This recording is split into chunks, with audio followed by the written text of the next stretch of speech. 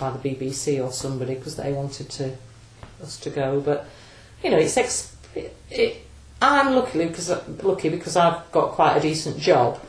But and so whatever it costs, I'll just pay for it. But you know, it'll be a few £1,000s by now. Because we have had to pay for a couple of things. We had a video made for the court, and had to pay some money for a judicial review. So I guess it's probably cost us about £4,000 by now. I'd say I haven't added it up, but I did try and add it up one day because I lose track of how many times we've been to London, you know. But it will be about that by now.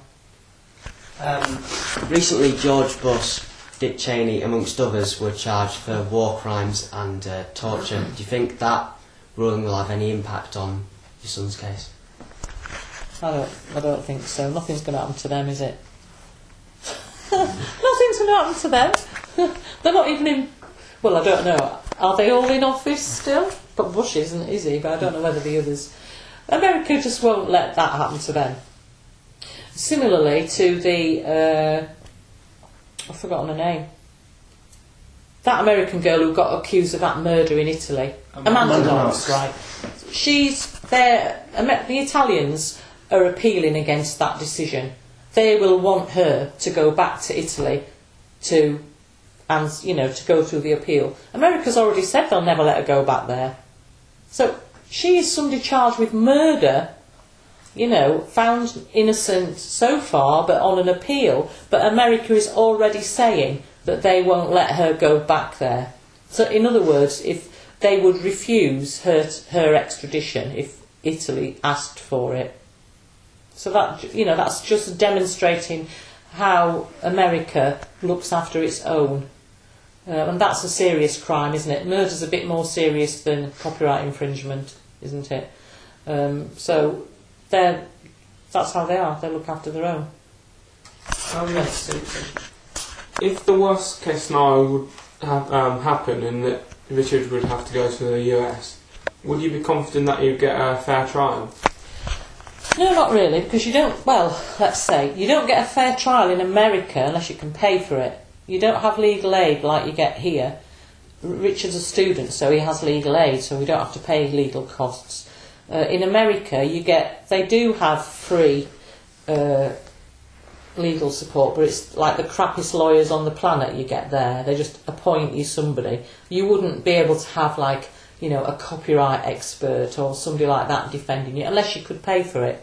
Now, somebody has offered to pay for any legal expenses for Richard in America, which, you know, obviously that's appreciated, but we're hoping we don't go... Would that be Alki David? Yeah. Because actually in America they don't want you to have a trial anyway, because 98% of cases in America in the federal system are dealt with by plea bargains.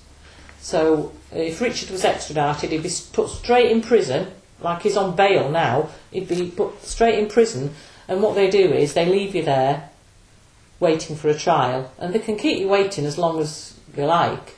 But if you said you wanted a trial, they just make you stay in prison for even longer till you change your mind and do a plea bargain. That's how it works.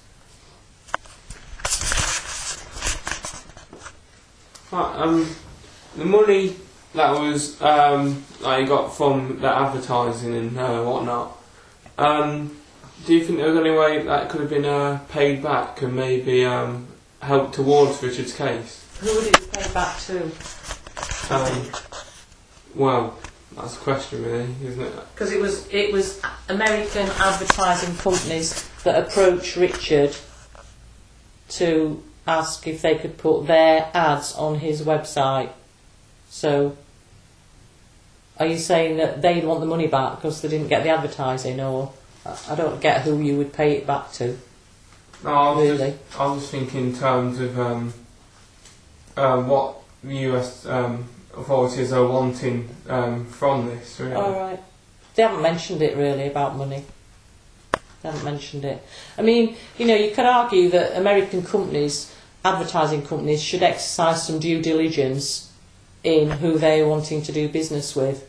If they thought Richard's website was illegal, they shouldn't have been wanting to advertise on it, should they? Because something else that happened is Warner Brothers actually approached Richard wanting to put their videos on his site.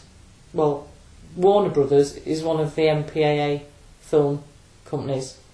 So, again, that's another... for a student having a website, to have two American advertising companies approaching him and Warner Brothers wanting to put their vids on his site, that's kind of endorsements of, oh, your website must be okay because we want to deal with you.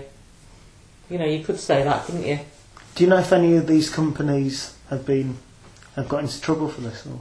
No, don't think so. Because it's been reported in some of the tech journals anyway that a lot of the film companies have approached other websites to put their stuff on. Richard didn't take them up on it because they wanted it just so that it was just available for America, and he just wanted everybody to be able to use his site. So, do you think, because obviously they're the bigger companies, and Richard's just an English student, that they find it easier to hold him accountable as to going after, you know, these big companies who, as you say, are also at fault? Well, I just don't know why they just didn't write to Richard and say, we don't like what your website's doing, can you take it down? You know, what would be wrong with that, you know? He did have a takedown request from a British film company asking him to remove a link, and he removed it. So why couldn't America do something like that? Why go to all these measures and extradition? Why not actually write to him and say, you know, have a conversation? If he'd have got a letter saying, we don't like your website, it's breaking our law, then we would have looked into it and had it in front of lawyers and checked it out. Or I would have just said to Richard, better take it down then. But they didn't do that. They just go, oh, well, let's go and extradite this boy instead. Which seems rather over the top way of dealing with it. What do you think is going to be happening in the coming months? Well, we're waiting for our appeal date. We did have an appeal date, but that's going to be changed, so we don't know when the appeal is now. But it'll be later than it was planned, I should think, because the court's actually closed down at the end of July for a break. So the date we were given was like the end of July, and now that's going to be moved, so it'll probably be October, but no sooner than October. Do you think the majority of the general public who are aware of your son's case are supportive of your son? Well, we've had a lot of support. I haven't heard any. I mean, you know, if you go on the Daily Mail and you look on articles and you get comments, you always find these trolls on there, don't you? Somebody on the last one had said, I think the extradition law should be changed, but Richard O'Dwyer should definitely be extradited because of the seriousness of his offence. I'm like, what? Serious compared to what, being a terrorist or a murder? You know, but you just have to ignore those. So, you know, I certainly have had positive comments, you know, on Twitter or from members of the public, lots of MPs as well, and lots of people signing the petition. Because what we're actually saying is nobody's trying to say Richard should be left alone. We're saying if he's committed a crime in this country where he lives and where he was at all times, he should be charged here, and then he can go to court and either prove his innocence or be found guilty. He's not trying to evade justice. He's just trying to make sure he doesn't have to be going to America. We don't live by the laws of America, do we? Or if we do, they're going to have to start teaching school kids from a young age all the laws of various different countries, just in case you fall foul of one of them.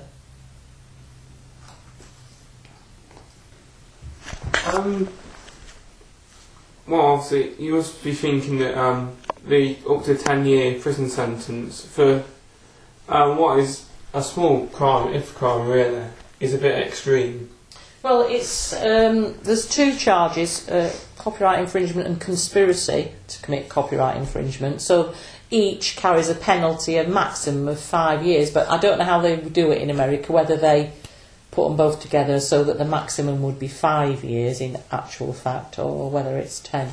I don't know how their system works. But even so, similar similar cases in this country have all been thrown out of court and found not guilty, except that some of the people that were involved actually pleaded guilty rather than go through the whole process, and those people were fined about £400 and given probation.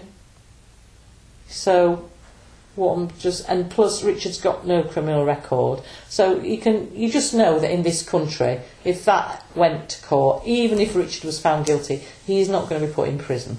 They're not going to put a student approaching the last year at uni with no criminal record for something like copyright infringement, for posting links. They are not going to put somebody like that in prison, are they? So the answer to that question is, it seems rather extreme. And that's it. Thank you so much for your time. Thank you very much. I get ranty, don't I?